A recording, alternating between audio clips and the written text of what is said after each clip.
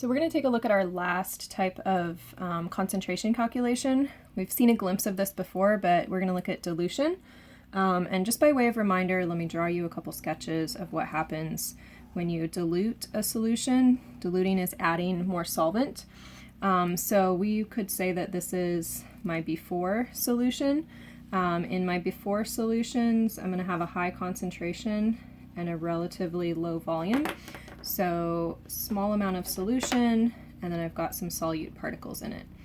After I add water to it, so think like juice that you buy that's really concentrated, then I'm going to add some more water to it. The solute doesn't change, so it tastes more watery or it looks more pale. That's because we now have a lower concentration and a relatively high volume.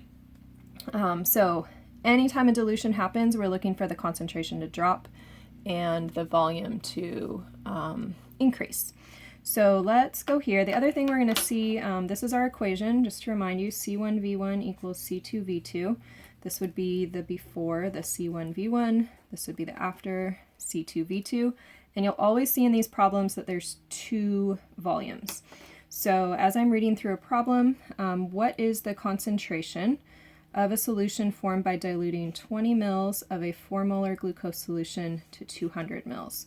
So you see how there's two volumes, and I didn't see that before in my previous molarity or percent problems. It says, what is the concentration of this 20 mils of a 4 molar glucose solution going to 200? So start with 20, go to 200. And this of is always going to be a link to tell you which numbers go together. So this would be dilution. The word diluting is a good clue for that. My initial concentration is 4 molar. My volume is 20 mils. The units here don't matter as long as they match the units on the other side. I don't know what the new concentration is, but I know I want to dilute it to 200 mils. So I can definitely think about this, and that's what the next question asks you.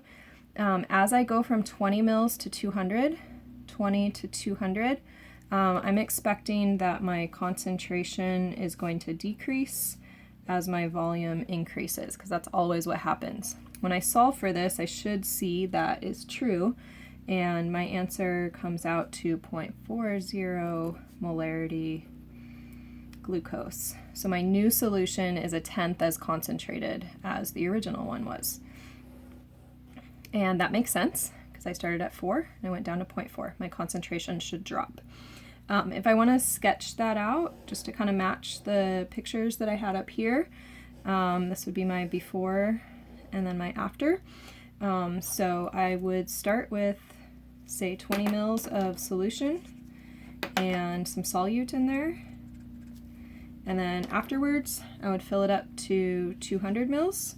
And I would have those same 4 solute particles with a whole lot more space. And so that's why my concentration has dropped as that happens. So I'm going to leave you with a practice problem that you can do over here. And once you've done those, something else to think about on the next slide. I'm going to leave that all for you as practice. But the thing that's challenging with these solutions calculations is when you don't know what type you have. It's not on a page with a header at the top that tells you what to do. So you want to be able to recognize what kind of problem it is. Think about the units that are given, think about what it's asking for, and just practice being able to tell what kind of problem it is. So you'll definitely want to think through that, and something like this where there's a lot of problems will be good practice for that.